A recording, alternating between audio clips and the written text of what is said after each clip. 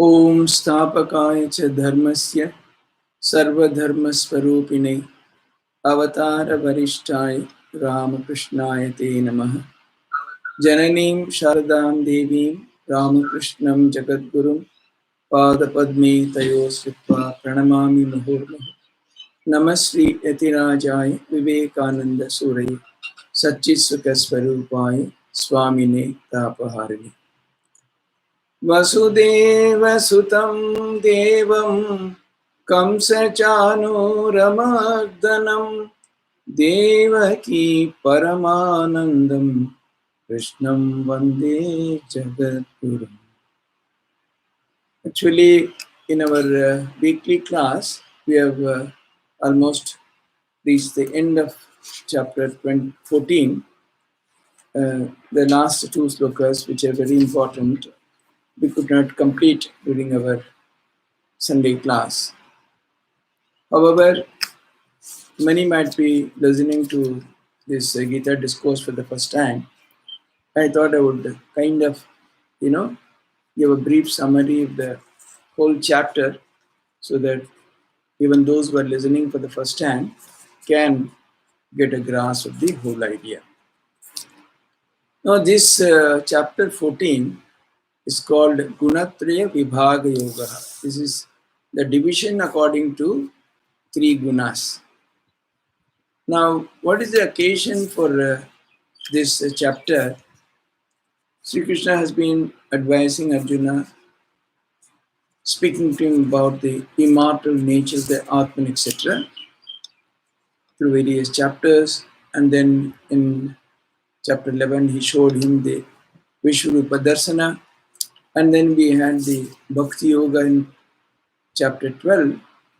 Then that chapter 13 largely dealt with Kshetra and Kshetrajna, the body, that is Kshetra, and Kshetrajna, the indweller. Finally, what is the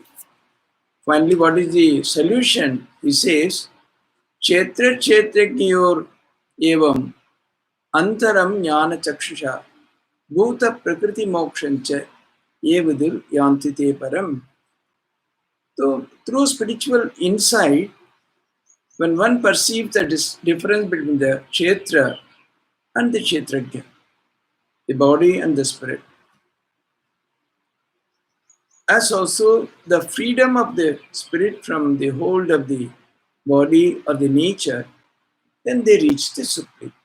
So, the real secret is to get hold of the difference between the Kshetra and the Kshetrajna, because all the problems are arising because of the association of the Kshetra with the Kshetrajna. So, of course, during the chapter, we also saw the Sankhya philosophy also has been largely brought into play.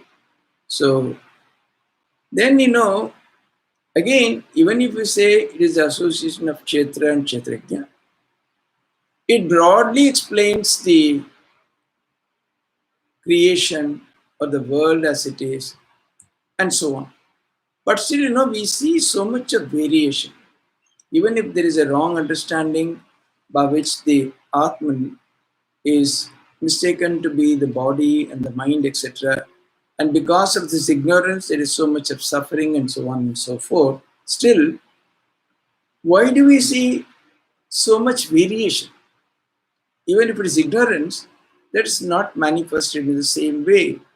So to explain this, Sri Krishna here brings in the concept of the nature and its three gunas, namely Sattva, Raja, Tama.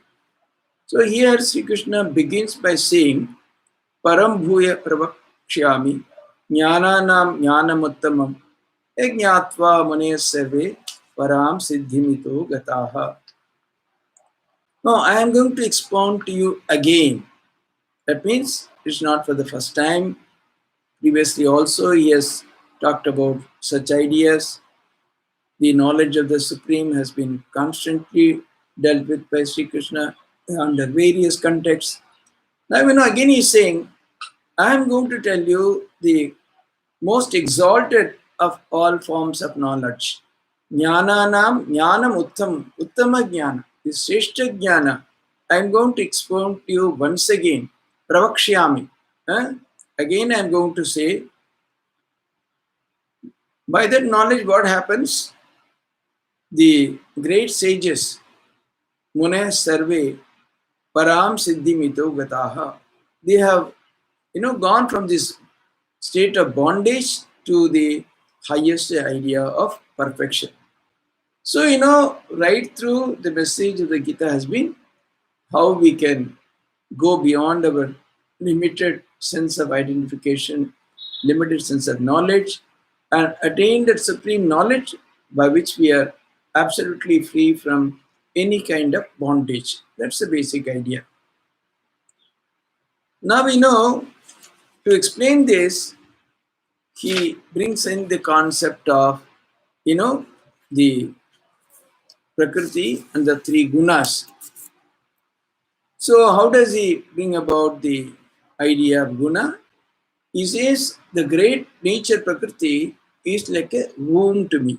Mama yonir mahat brahma tasmin garbham dadamyaham sambhava sarva bhutana tatu bhavati bharata. So in this great nature of Prakriti is like womb unto me. I deposit therein the germ of creation, the creative impulse out of which everything comes into being. So again, here we see where Sri Krishna is taking a deviation from the idea of Sankhya. In Sankhya, the Purusha and Prakriti are two independent entities, clear and specific. Again, there also, the Purusha is Chaitanya, consciousness, but it is not participating, just stays as such, and it is the Prakriti, which normally is Jada, which has no consciousness, but because of the Sannidhya Purusha, that gets a touch of this consciousness, and that is how it participates in action, etc., etc., etc. And again, the real knowledge is to know the clear distinction, how Prakriti is functioning through the light of Purusha, and then one knows the true nature of Purusha, and that is the ultimate liberation or freedom. So again, here he says, the Prakriti, etc., are all powers of the Lord only. That's why he says, they are like womb to me. I deposit there the spirit of the impulse of creation, and everything comes out of that. So that is one. And then out of, again here, he talks about three gunas. Sattvam rajas tamayiti guna prakriti sambhavaha nibaddanti mahabaho dehe dehinam abhyayam. Dehe dehinam abhyayam. See, the three gunas, namely sattva, raja and tamas, are born of prakriti, and they bind the immortal soul to the body in an embodied state. So again, we get an explanation how because of Prakriti, again, coming back to that association of Kshetra and Kshetrajna, that kind of an association, that is what is bringing this bondage upon that immortal soul and gives it an embodied state. So the three gunas of Prakriti are Raja, Sattva, Raja and Tamas. So actually, in a sense, whether it's really correct to call them gunas as such, that's also something, we have to understand a little more clearly. Actually, they are, in a sense, they are normally when you say guna, it means quality or attribute, but the gunas of Prakriti are its constituents, or even more specifically, because even the word constituent is not that appropriate, perhaps you can say that they are disposition.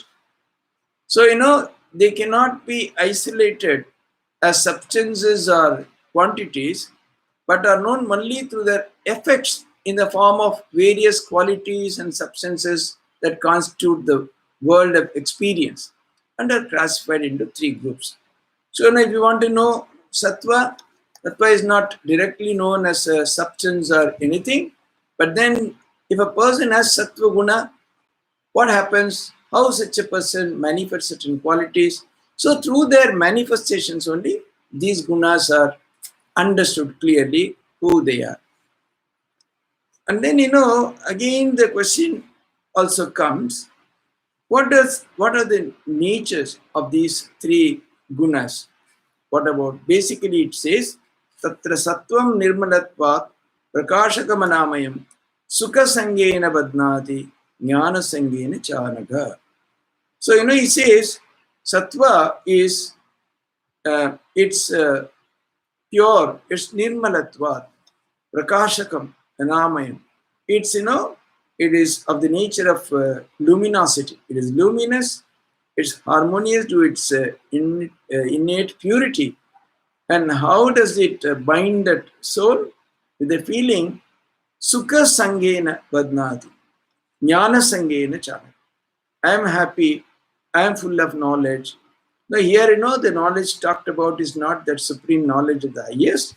Knowledge in sense of existential world or sciences, arts, whatever it is, all those knowledge constitute that which give a sense of happiness to a person full of sattva.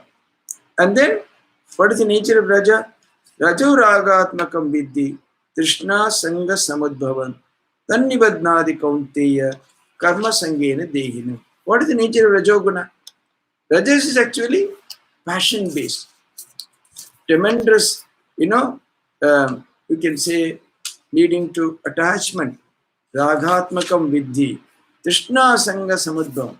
It brings about longing, desires for attained and unattained objects, and attachment of those which are in possession. So, it works both ways.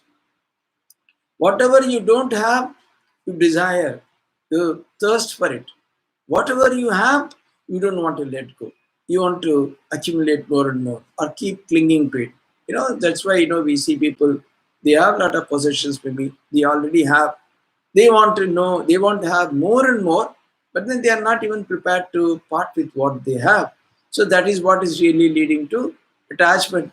Oh, so-and-so gave me, this is the most precious gift so-and-so gave. So like that, you keep on accumulating and finally there is no place in the house for anything, and then it creates a lot of problems. So, somewhere, as you get, you keep on giving. Probably, that is one way where you may not get any attachment. We have seen when later we had Ranganathanji Maharaj was the president of the order. From all over the world, people used to send him gifts. These, that, this and that. So anything that it comes, till it is disposed of, Maharaj will not keep quiet. Oh, take it out, take it out, take it out. Give it to so, give it to so and so. He will be so restless till it is disposed of. So now, in the light of this loka, I understand how he was so free from attachment. The same simple dress, same simple that half sleeve shirt, and then one chadar that's also not so pressed at this or that. That's all. So all these things was in the mind, in his thoughts, the way he would speak, the way he could explore, explain. So, anything that is given, even the costliest pen. In pen, of course, he can use, but that also, immediately he will say, oh, no, give it. Till it is given, he will not keep quiet. So, here we get that the desire for keeping those which are already in our possession, that's also a great expression of Rajoguna. How does it bind the soul? It entangles the soul into action. Action in what sense? I am the karta. मैं करता हूँ. मैं कर रहा हूँ. मैं और मेरा. I am the karta. So this is a idea by which the Rajoguna binds the soul. You constantly feel constantly the feeling. I am the doer. I am the. मैं ऐसे किया आप जानते हैं. So you can see it's all out of Rajoguna. The sense that because ultimately in the world, everyone is indulging in some action or that. Even if you take the case of maybe Sri Ramakrishna, he was Obviously, he was also, when people would come, he would talk, he would explain to them. Was it not action? Yes, it was action. Was there any sense of rajas in it? Not only rajas, there was not even the sattva, which gives a feeling, I know, I am happy, I am full of knowledge. Nothing. He would always would consider himself so humble, Trinadapi Sunichaiva. That was his idea. And at the same time, he would give such extraordinary knowledge to those who come to seek. So, there was absolutely no sense of attachment or the feeling that I am doing it. So that is why, although he was kind of, giving spiritual advice to people who used to come to him, it doesn't come in the category of the rajas. And then, what is the nature of Tamo-Guna? Tamo-Guna. Tamastu ajnanajam viddhi mohanam sarvadehinam Ramadalasya nidrabhihi tannibadnadi bharata. What is the nature of Tamo-Guna? Ajnanajam viddhi. It is born out of ignorance. And it is productive of delusion in all beings. It is not only here we not only talk about that Mula Vidya or Ajnana, where the soul mistakes itself for body and mind. And that is the Jnana, that is the reason for all our bondage ultimately. That's in an ultimate sense. The Jnana of Tamas is even much worse. Quite often, we attribute things we do not do, and so on and so forth. Every kind of Jnana, ignorance, is Tamo-Guna. That produces a tremendous sense of delusion. It binds the soul with the obsession of a disposition characterized by negligence. And then, see, Pramada Alasya Nidra. और किसी काज नहीं, हर समय सोने की इच्छा, कुछ करने की इच्छा नहीं है, absolute inactivity, indolence, laziness and negligence. These are the characteristics of Tamo-Guna. So basically, we have seen what are the basic qualities of the Sattva, Rajas, Tamas, etc. Then, then the question comes, is it that there is only Sattva in one person, only Rajas in someone else, or only Tamas in someone else? No. Actually, in the original state, there's a complete equilibrium. And once that equilibrium is disturbed, then only all the action starts happening. So in the individual souls, in every person, there is a mixture of the Sattva, Rajas and Tamas, but then in varying degrees. So accordingly, a person is called as a Sattva-guni or a Rajoguni or Tamo-guni. That doesn't mean that the other gunas are absent. It only means that, so Rajas tamas cha vibhuya sattvam bhavati bharata, Rajas sattvam tamas chaiva, tamas sattvam rajastata. What happens? So if the person is able to kind of overpower Rajas and Tamas, then Sattva prevails.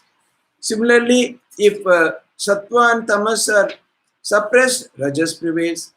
And then Sattva and Rajas are suppressed, then Tamas prevails. See, not only that, a person is always in a predominant mood of Sattva. Even within the same person also, there will be moods when his Sattva dominates. There may be moods when Rajas dominates. There may be moods when Tamas dominates. We also see constantly, we are not always, sometimes when you're sitting in the temple, it's maybe Thakur Sthiti Puja, or Ma Sthiti Puja, something, we're a deep mood of prayer, etc., etc. Then the wandering of the mind, the desires, etc., and then the sleepiness or laziness, etc., they're all completely under control. And there's definitely a predominance of Sattva. It gives you happiness, etc., Sukham. That's okay. Then the same person then comes back to the house, and there's tremendous running about. No, I have to go and buy this. I have to buy this sari. I have to buy this. I have to do. I am the doer. And then, at that time, Sattva takes a back seat. And then naturally, Tamas also is not there, we're extremely active. And then Rajas prevails. Then a little later, even quite early in the evening, Are, bahut thake hue aaj. मंदिर में जाके भी इतना बैठे ना, उसके बाद दुकान भी जाना पड़ा. So I went to sat in the temple, and also added to that I had to go and run around and do this shopping, etc. And now quite early, a sense of tamas overpowers you, nidra. You feel like sleeping, you are very lazy, you don't want to do anything, you don't want to participate. So simply, you withdraw and you go to sleep, although that is not the normal time for the body to rest. So, clear, even the same person, within the same day, you see the operation of all the three gunas at different points of time, depending upon the moods, etc. And then also he goes on to explain what are the characteristics, when all that, when sattva predominates, sarvadvareshu dehesmin prakasha upajayate jnanam yada tada vidya vivriddham sattvam ityuta. So, through all the senses, which are the portals of the body, knowledge, happiness, and similar characteristics manifest, then it should be understood that sattva is dominant. When you feel that there's so much, there's overflowing sense of joy, knowledge, happiness, etc., then we can largely understand that sattva is dominating. On the other hand, lobha pravurtirarambha karmajam ashamaspriha rajasyetani jayante vivriddhe bharatashabha. And then again, avarice, extraversion, ceaseless planning and execution of works, restlessness, desire for enjoyment. When these dominate, then we can conclude that there is a domination of rajas. Similarly, aprakasho, aprivrittischa, pramado, moha evacha, tamasyetani jayante, vivriddhe kurnandana. So when tamas dominates, again there is this lack of intelligence, and then there is lack of effort, and there is negligence, moha, delusion, etc., etc. So, again he says, then also the effects of these three gunas, where people go after they die, etc. In between, they also dealt with in few slokas. Then comes an important sloka. Nanyam gunebhya kartaram yada drashtanupashyati gunebhyascha param veti mad bhavam sodhi gacchati. So, where is then the clue? Where is the liberation? Where is the actually, what's the way out? How does one really get out of this? Has one got to keep on participating? ऐसा सत्व रजो तमोगुण की ऐसी चक्कर काटते काटते वैसे चलेगा? क्या से मुक्त कैसे होंगे? What is the way out ultimately? Then he gives a clue here. Nanyam gunebhya kartaram yada drishtana pascheti gunebhyascha param veti mad bhavam sudhi. So, when the subject, the indweller or the jiva, recognizes that guna alone are the agent of all actions. सब प्रकृति की वजह से सब हो रहा है, न अन्यम गुणेभ्यः कर्तार. So, एक गुण, उन तीन गुण की छाड़ा और किसी कुछ भी नहीं हो रहा है. So everything is happening only because of the play of the three gunas. So, that is the agent. The prakriti is the agent in all that, and through its three gunas it's all happening. And what is the real nature of oneself? Gunebhyah param veti. I am beyond all the gunas. That awareness comes. I am not to be, disturbed by any of the play of the gunas. I am really beyond that. When that recognition comes, when that feeling comes, then what does Gita here says? He attains to my state. Mad bhavam sodhi gacchati. Actually, in Gita, although different acharyas have given different interpretations, the Advaita acharyas, particularly starting from Sri Shankara, they have very strongly given an Advaitic drift to the message of the Gita. Maybe that's also quite strong in the Gita. But in many places, for example, in this chapter, Sri Krishna in the beginning says, Jnananam jnanamuttamam pravakshyami. I will tell you again the greatest of the jnanas. But here he says clearly, such person, he attains to my state. Mad bhavam so adhigachati. So and again they will say, if you say the Advaitic interpretation, Mad bhava means that person attains to his real nature, understands his real nature. You may say it like that. But then the Dvaitacharyas are one who just simply reads the text alone without going through any bhashya.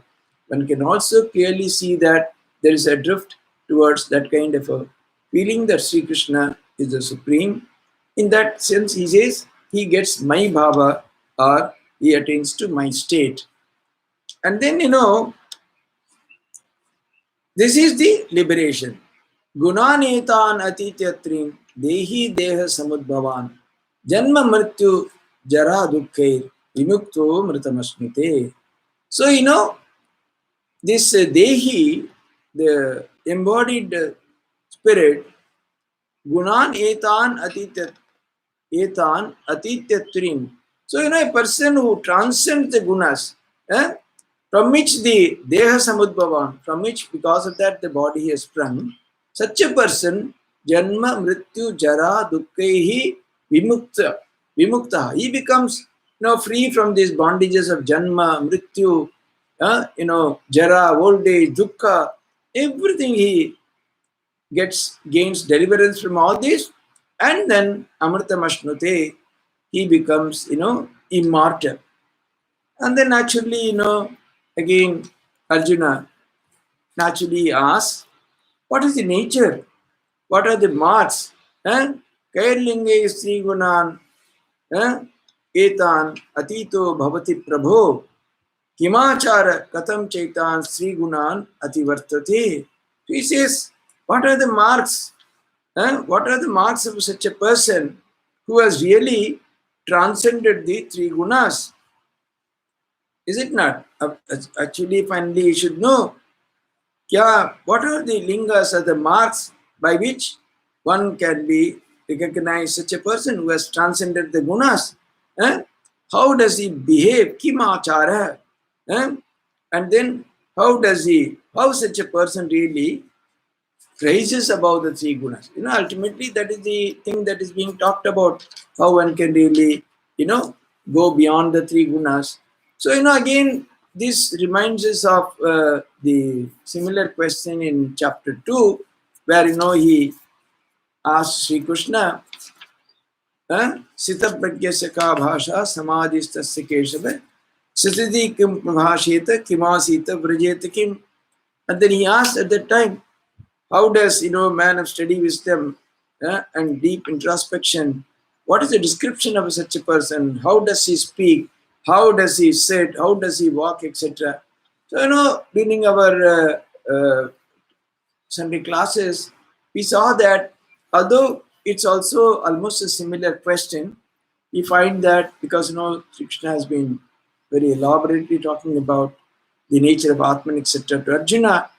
Now, although they are quite parallel, it appears that they were, more with the existential experiences, the state of Sthita Prajna. How does he behave in such circumstances? That was largely dealt with, whereas it seems Sri Krishna is seemingly even going a little deeper in answering this question of Arjuna. For example, you see, Rajahati yada kaman sarvan partam nogata atmannev atmana tushtiha Sthita Prajna satochati. So he says there, when all the desires of the heart, Rajahati yada kaman sarvan partam manogata, if have been abandoned, and then, atmane atmana tushtaha sthita prajna, so he delights only in the spirit satisfaction, and then no one can be spoken of as a person of wisdom. Then dukkeshu anuvudvignamanaha sukeshu vigataspriyaha vitaraga bhayakrodha sthitihi muniyuchyate. Then, dukkeshu anuvudvignamanaha sukeshu vigataspriyaha. Does not, he doesn't become udviganamana, he is not agitated in dukkha, nor, and is also who is free from desire, who is devoid of attachment, fear, anger. Such a person, He is not, even Sukha also does not attract him, nor is he bothered by Dukkha, etc. So, again you can say this was more at the existential level, because Sukha and Dukkha are the nature of our human existence. So a person who can be free and who is free from fear and anger, etc. And then Erv Sarvatra Abhisneha Tatat Prapya Shubhashubham Nabhinandatina Dveshti Tasya Prajna Patishtita.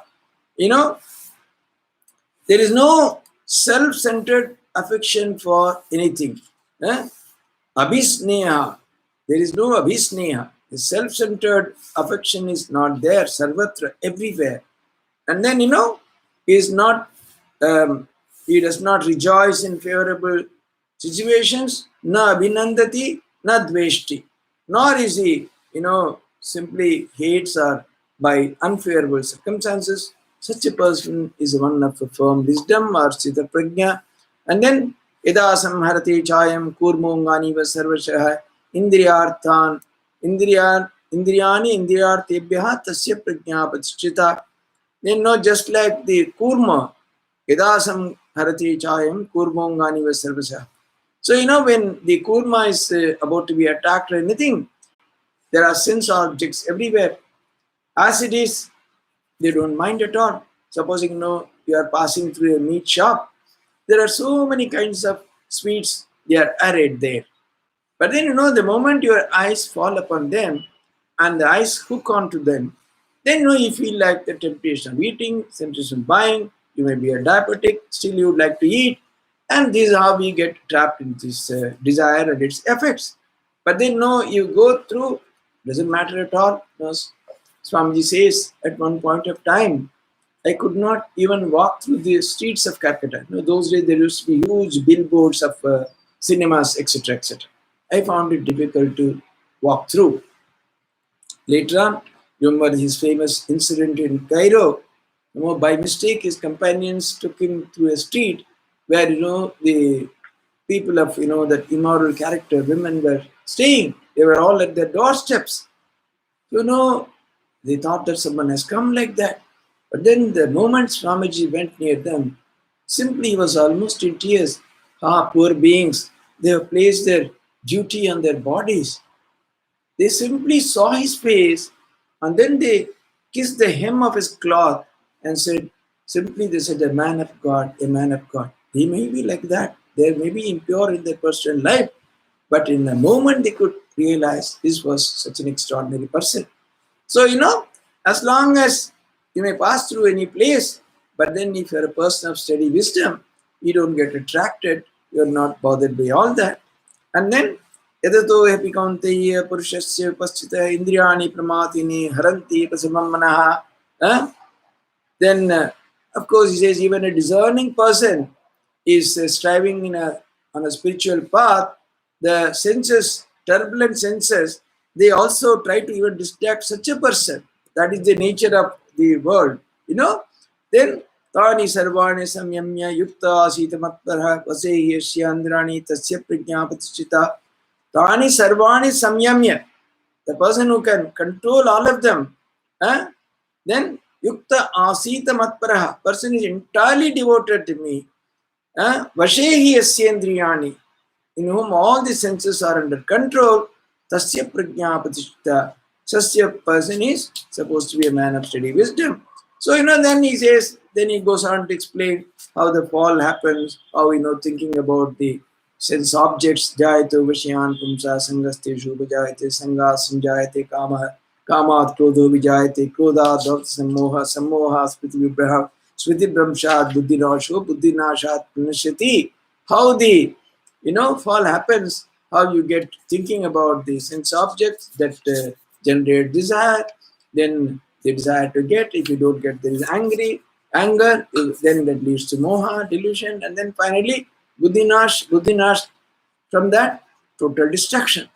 But then, here in the 14th chapter, the descriptions are of a slightly, deeper nature, because he says, prakashancha pravrittincha mohamevacha pandava na dveshi sampravrittani na nivrittani kamshati. A person, prakashancha, pravrittincha, mohamevacha pandava. So, he kind of, brings into the consideration all the things. Supposing, prakasha was the, prakasha means the light or knowledge. And then pravritti means activity, moha, delusion. When any of them is dominant, he is not bothered. He does not show any aversion. Mohamevacha Pandava, not dveshti, does not show any aversion to any of these. Some pravrittani, na nivrittani kamshati. No, not longs for them when they are absent, when they are nivrittani kamshati, no. He does not enter or pravrittani, na nivrittani kamshati, he does not desire when they are absent. When they are present, when some pravrittani, na dveshti, does not show any aversion. So, that means what? All the three gunas he covers here. When there is a dominance of sattva or rajas or tamas, each of them, he has taken just one activity. When the sattva is predominant, there is a kind of prakasha, knowledge. When rajas is predominant, there is activity or pravritti. And then there is moha, delusion, when tamas is predominant. So none of these really bother him. He does not neither hate them, nor is he long for them when they are absent. That means he is gunatitan. He has gone behind the three gunas. So, you can see the discussions are a little more subtle. Then he says, Udasina vadasino guniryo na vichalyate gunavartanti ityeva yovatishtati nengate. He is udasinavat asino guniryo vichana vichalyate. He is like an unconcerned witness, simply sitting like, totally unmoved by the guna-born sense object. Guneryo na vichalyate. It is not, he is unmoved. He is udasina. And then gunavartante ityeva yogatishtati tengane. He knows that it is only the guna-born senses. Gunavartante iti eva. And then the guna and the mind, they act and they enjoy, and not his real self. It's only the guna-born senses and the mind that act and enjoy, etc. He remains yovatishtati dengane. He is completely unswerving, remains firm under all these circumstances. He is totally unmoved. That means what? Any play of the gunas is not bothering him. What is the result of the play of gunas? Obviously, they go to excite the senses. And the gunas are born, even this prakasha, pravritti, moha, they are all, the guna is the cause. But then they are seen through the effect. So, they again, how these effects are felt or experienced, again, they are through the sense and the sense objects.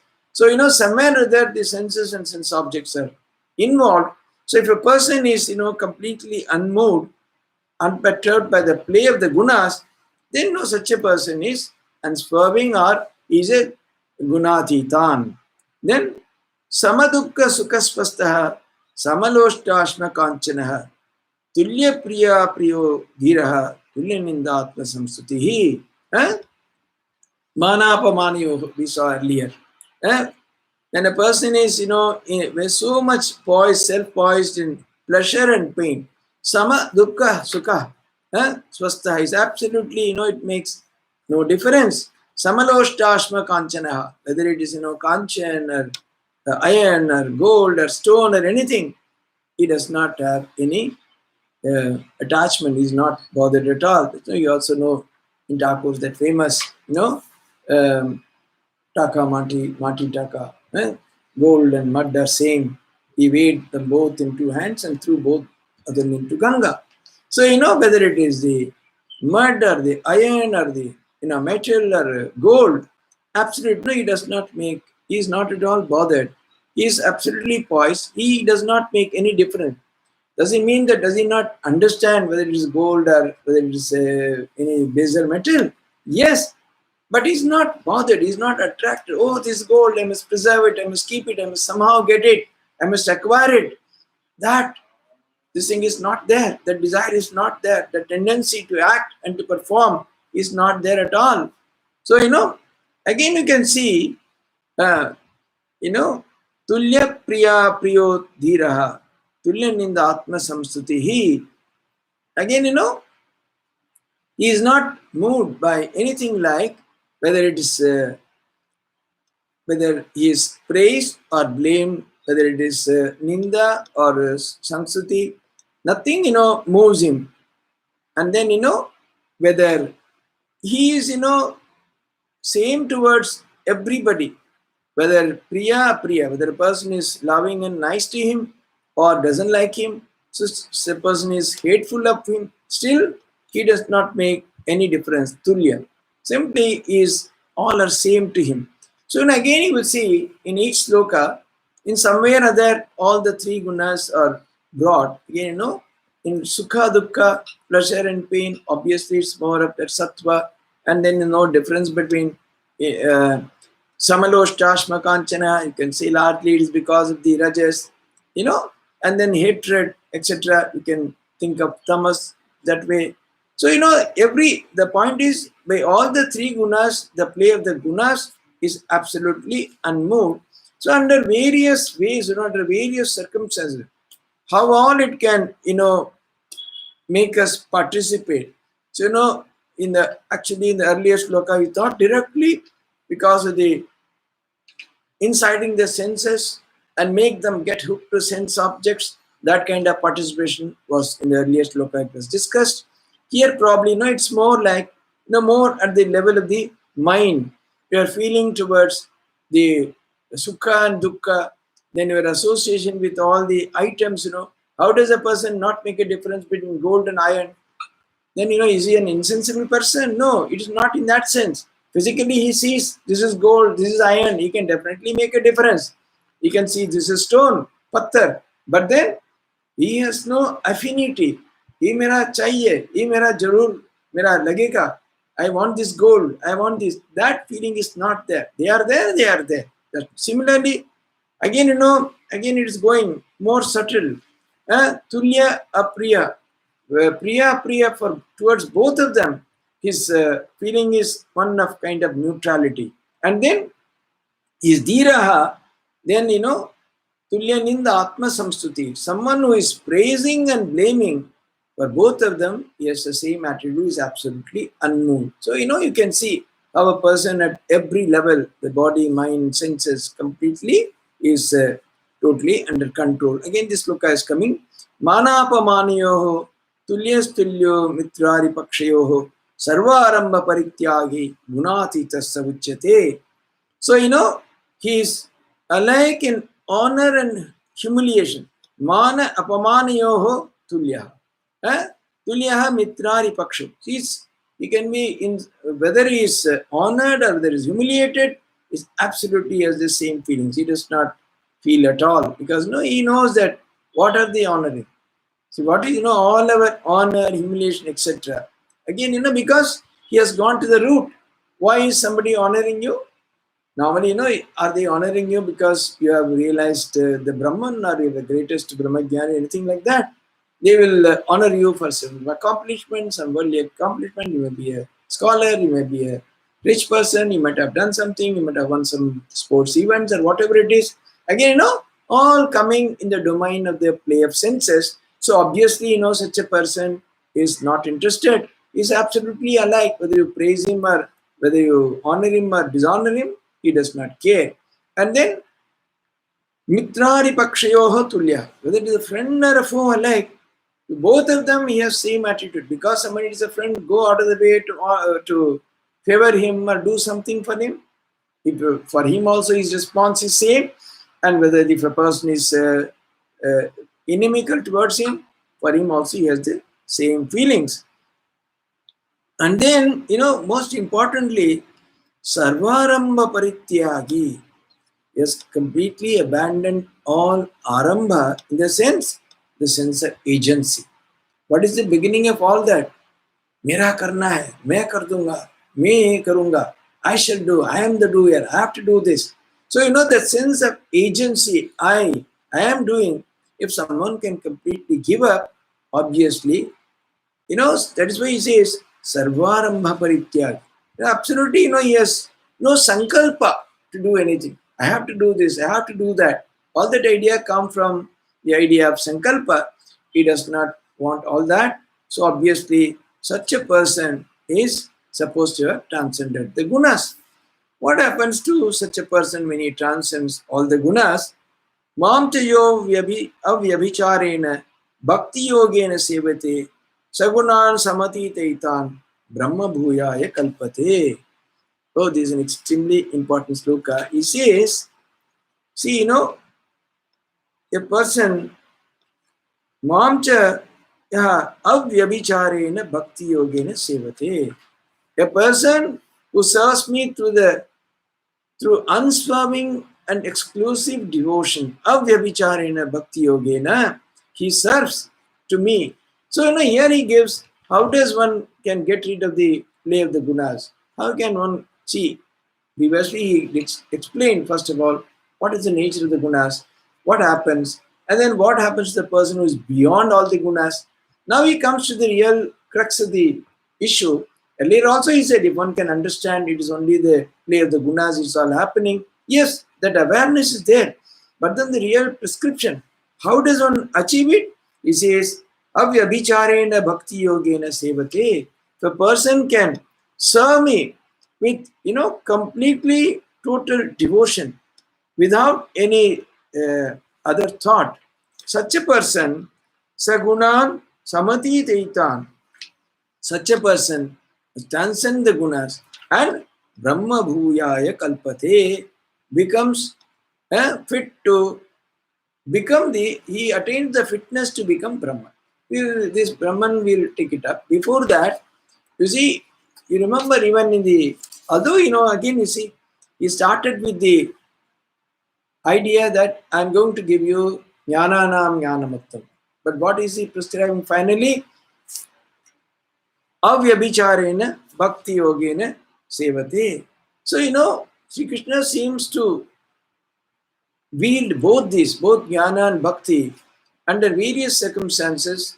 They are very easily, interchanged by him while prescribing the way of sadhana, etc., etc.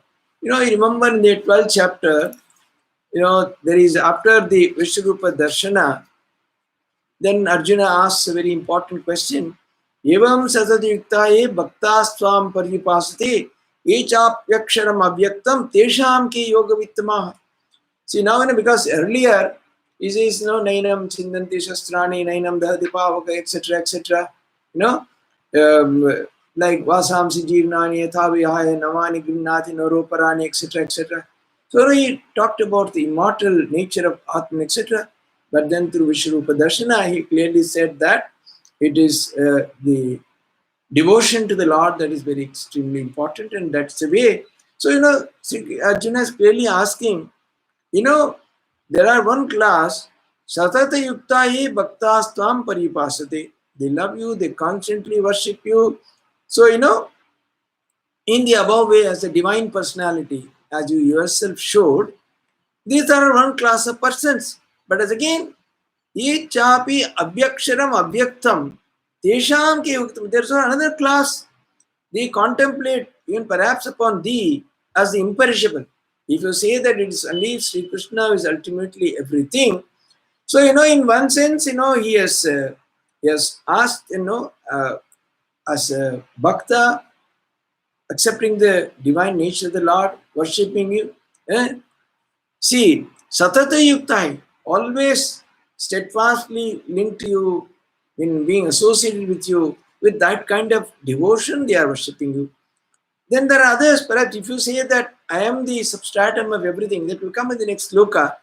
But then, those who contemplate upon you as the imperishable, ye chapi aksharam abhyaktam, they are the imperishable, unmanifest. So which of them has a greater understanding of yoga? Tesham ke yoga vittama. Who is the greater yogi of the two, or who has a greater understanding of yoga? Then in answer, here also, the Lord clearly says, Mayaveshya manoyema nitya yukta upasate shraddhaya parayopetaha teme yukta tamamataha. See, they are the yukta tamamataha. Hmm? So, they consider as the most perfect in yoga who Mayaveshya Manoyema. Their minds completely, engaged, fixed intently upon me in steady love. They are constantly worshiping me, Nityayukta. Mayaveshya Mano Yomam.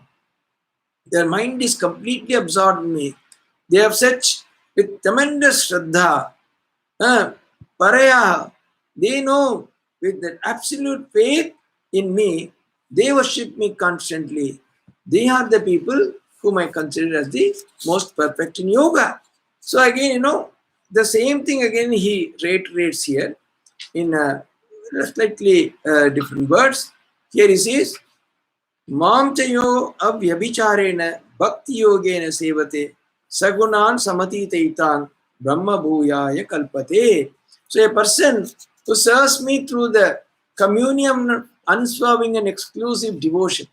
Although this chapter started with the idea, how do you understand how the Prakriti through its gunas completely dilutes you and brings about an association between the eternal or the immortal Atman in its form as Jivatma, how it is associated with the nature, Prakriti, and that is how all the bondage and the resultant suffering, etc., comes. Although one might say that, but the prescription the Lord gives here is completely, he says, those who serve me through the communion of unswerving and exclusive devotion, avyabhicharena bhakti. This he uses in several places. So such a person is said to have transcended the gunas, gunatita, and then Brahma Bhuyaya. They get the fitness to become Brahman. Again, what is this becoming Brahman? One does not become Brahman. Brahman is never addressed as becoming and all that, because Brahman is something, if you understand it as the highest truth, just one goes to that state, that awareness, that consciousness, that completely prevails. The moment you say become, is it any kind of a parinama? Is it any change? No, there is no change. That is what the traditional Advaita says. You don't become anything, you don't reach anything, you don't attain anything.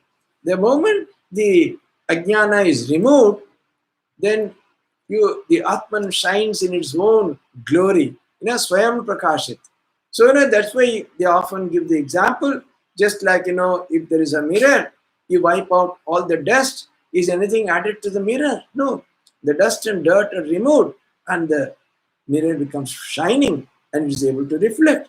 Similarly, the Atman is also said to be of that nature. So, but then probably here,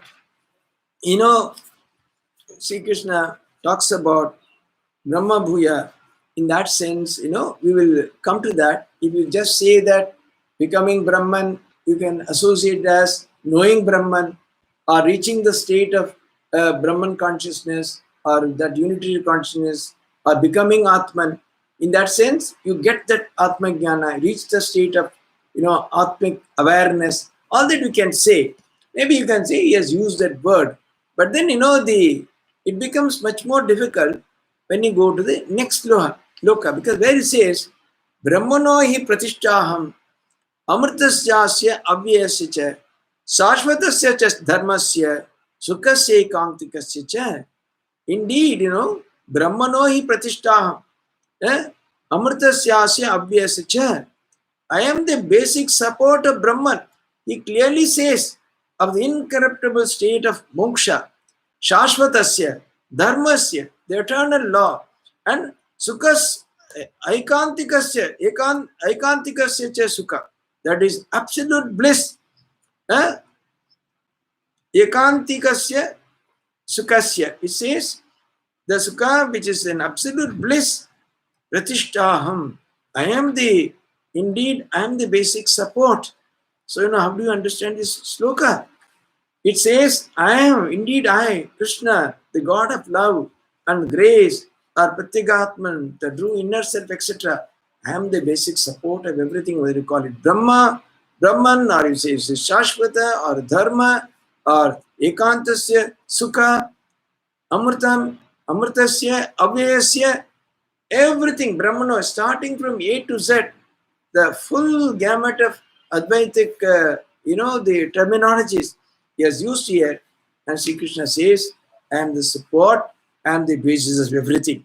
So I think, here we have to understand it a little differently, because ordinary sense in the say what the Supreme Brahman is understood, then they up to the previous sloka, it's okay.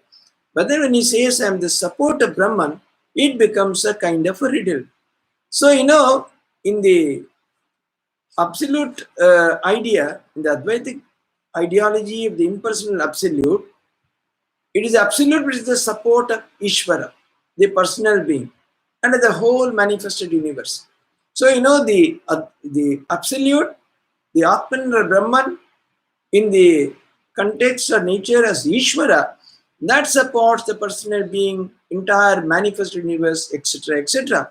So, but here is completely reversing it, saying that the person is the support of the impersonal absolute. Of course, some of the schools of Vedanta which are not pure non-dualists, they actually understand this way, and they can maintain also that Krishna, the God of love, is the support of the all-pervading, that impersonal Chaitanya consciousness. As they always take this analogy as the disk behind the sun, which is a support of the formless light. The formless light of the sun, it will simply diffuse and go into it if there is not the surrounding orb or the disk. So in the same way they say, Sri Krishna is the support of that real Advaita. Not only that, no, they also in the Achinta Veda, they take this concept. From a distance, Advaita is like looking at the reality from the distance, where because of that unitary consciousness, they compare it as a kind of haziness, where it is not clear, where it is not very specific. But then, the Sri Krishna, the real indwelling spirit, the ultimate truth, you realize it when you go near, when it is visible in its splendid form, the all alluring, that extraordinary blissful form of Sri Krishna is visible, that's only go near. So they say that the Advaita knowledge is a knowledge kind of from a distance, whereas the true knowledge of Krishna is what you get when you go nearer. That may be. So, that's one idea. So here, the Brahma Bhuya, these kind of things are, several such terminologies are used in Gita. For example, even, the Buddhistic idea of nirvana also has a parallel here. When the mendicants finally pass into the condition of nirvana, when there is no reminder, yet there is no shrinkage or overflow in the condition of nirvana. So, that means, there is that some kind of, there's something that is retained or something that is there. So, many of these descriptions like Brahma Bhuta, etc., we can kind of draw parallel. Even, in the Sita Prajna, in the second chapter, then the Brahmi, Yesha Brahmi Sthiti Partha, Nainam Partha Vimchati. See, there, he again talks about the Brahmi Sthiti. So, the Brahmi Sthiti, Brahma Bhumi, etc., they are actually not the intuition of the highest supreme being, but, there is an intermediate state in that the Brahmi Sthiti, Brahma Bhuya is attained through the extraordinary steady devotion to the Lord. So, it is here in support of Brahman, the state of a steady mind free from cravings and passions, established in a sense of unruffled silence. When the mind is completely free from passions and it has no cravings, etc., such a mind is completely established in a state of calmness or stillness. So, such a mental state, only true intuition can arise. So, the intuitions of persons who have not struck this dimension are the projections or impressions of the desire. They are not true projections, or they are not the true knowledge. So, all these are made much more clear when we go to the 18th chapter. Maybe when you see the slokas 49 to 53, sloka 49 starts like this: Asakta buddhi sarvatra jitatma vigataspruha naishkarma siddhim paramam sanyasena digacchati Then, asakta buddhi sarvatra, completely non-attached, jitatma, is subdued, vigata spriha, there is no desire, no spriha, naishkarma siddhim, he completely gives up all work, he goes beyond that, paramam, sanyasena adhigacchati, he goes through the state of renunciation. So, actually, this is what, in a small way, the Advaitins also say, the work can go up to a certain level, and beyond that, then no one has to give up work and take only to Brahmanishta. Then it talks next few slokas up to 53. He says how a person of self-control, etc., etc., how they are become fit for beautification in Brahman consciousness or Atman consciousness. Brahma bhuyaya kalpate. Again, in sloka 53, Sri Krishna uses again this term Brahma bhuyaya kalpate. Here, here also, just now we saw in the 26th sloka, again Brahma bhuyaya kalpate is again elaborated in 53, Brahma bhuyaya kalpate. So here it says only a person who is absolutely calm, free from all those ideas, violence, lust, anger, etc., etc. These are all become such a person is, is progressing, is coming to that intermediate state, a Brahmi Sthiti or Brahma Bhuya, etc.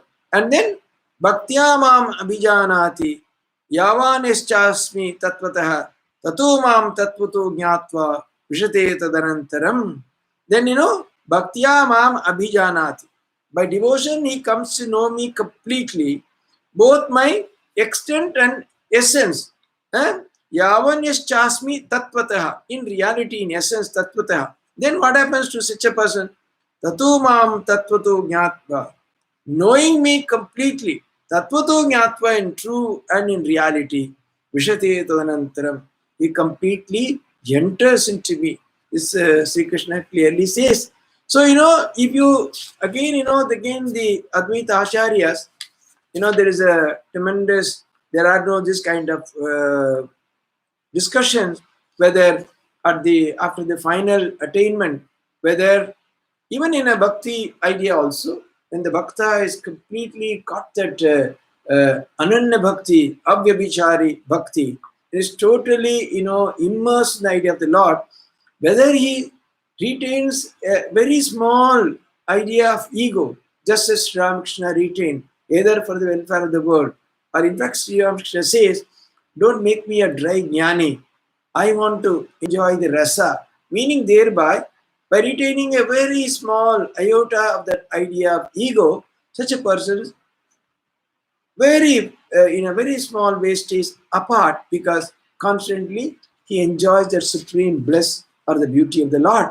Otherwise, he can also completely merge, in which case it becomes very similar to the Advaitic idea, where completely, where the idea of oneness is attained, there is no duality, there is no secondary idea there, this total oneness is completely attained. So, here we can clearly say that the Brahma Bhuya is preparing oneself, and then the Brahma Bhuta has not yet attained to the highest establishment. Then Brahma Bhuta Prasannatma Nasochati Nakankshati, all that will come later in the 18th chapter maybe. So, now it is very clear that here the Lord speaks of various stages, even in the idea of getting the highest knowledge, plus the kind of preparation through all that, where a true intuition arises in a mind, is absolutely sattvic, free from desires, etc. Then only it's able to go deeper and deeper, appreciate the higher ideas. Then it becomes, Brahmi Sthiti. Then finally, it gets either the ultimate complete knowledge of Brahman, in which case there's a total merger with the Lord of the Supreme Truth, etc. Or there can be a small iota of an ego or differentiation is retained so as to enjoy the bliss and the extraordinary beauty of the Lord. That takes us to the end of this chapter. So I think we have completed 14 chapters. Now let us see what we shall have for the next week. Maybe we may begin 15th chapter, or we may take up something else. We will let you know again through our, you will get the intimation through our email. So please wait for that. Om Shanti Shanti Shanti. Hari Om Tatsat. Sri Ramakrishna Arpanamastu.